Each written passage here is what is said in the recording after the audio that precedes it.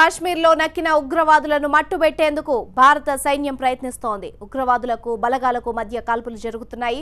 దీంతో కాశ్మీర్లో మళ్లీ యుద్ధ వాతావరణం కనిపిస్తోంది.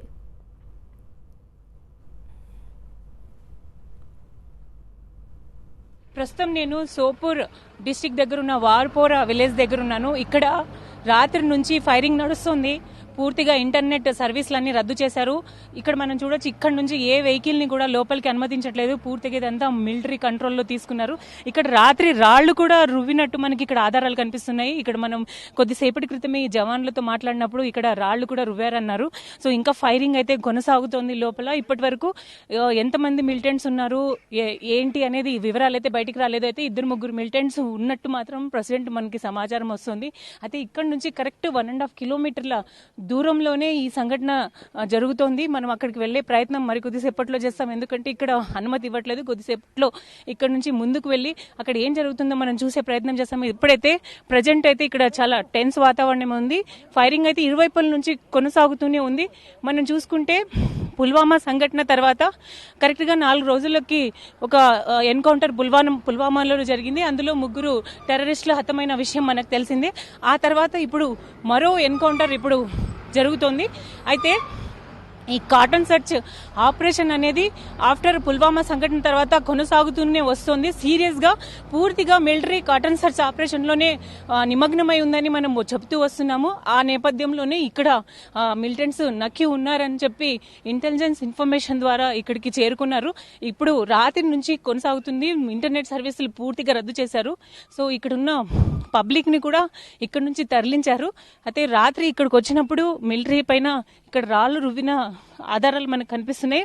చాలా సేపటి వరకు రాళ్లు రువ్వారని చెప్తున్నారు. అయితే మిలిటరీ మాత్రం ఇక్కడ పూర్తిగా ఇక్కడున్న ఈ ప్రాంతం అంతా తన కంట్రోల్లో తీసుకునింది.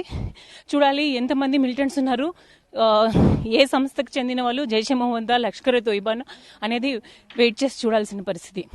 కెమెరా పర్సన్ ప్రభుతో హసీనా, వార్పురా.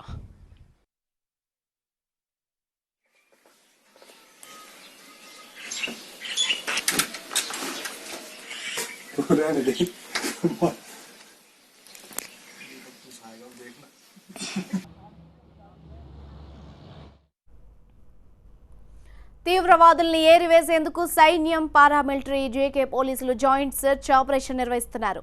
పుల్వామా ఘటన తర్వాత ఉగ్రవాదులను హతమార్చిన బలగాలు ఈసారి ఎలాంటి ఛాన్స్ తీసుకోకూడదని భావిస్తున్నాయి. పుల్వామా దాడి ఘటనకు పాల్పడిన జైషే కమాండర్ ఘాజీ కమ్రాన్తో సహా 3 ఉగ్రవాదుల్ని అంతమొందించిన బలగాలు ఇప్పుడు అదే దూకుడుతో వేట తీవ్రం చేశాయి.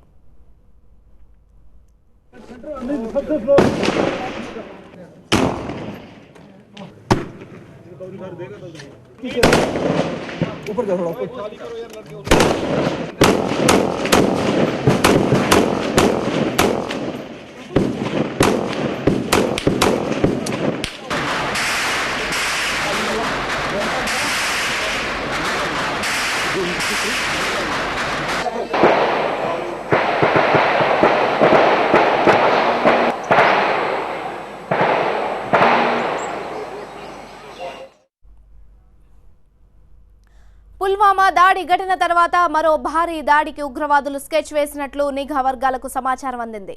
జవాన్లే టార్గెట్ గా ఇందుకు పథకం వేసినట్లు తెలుస్తోంది. గతంలో 200 కిలోల ఆర్డీఎక్స్తో దాడి చేసిన ఉగ్రవాదులు ఈసారి 500 కిలోల పేలుడు పదార్థాలతో సైన్యాన్ని ఢీకొట్టాలని భావిస్తున్నట్లు నిఘా వర్గాలు పసిగట్టాయి. ఉత్తర కాశ్మీర్లోని చౌకీబాల్, టాంగ్జర్ రూట్లో దాడులకు ప్లాన్ చేసినట్లు తెలుస్తోంది. 5 నుంచి 6 ఉగ్రవాదులు కాశ్మీర్లోని గురీజ్ ప్రాంతంలోకి చొరబడేందుకు ప్రయత్నిస్తున్నట్లు నిఘా వర్గాలు హెచ్చరించాయి.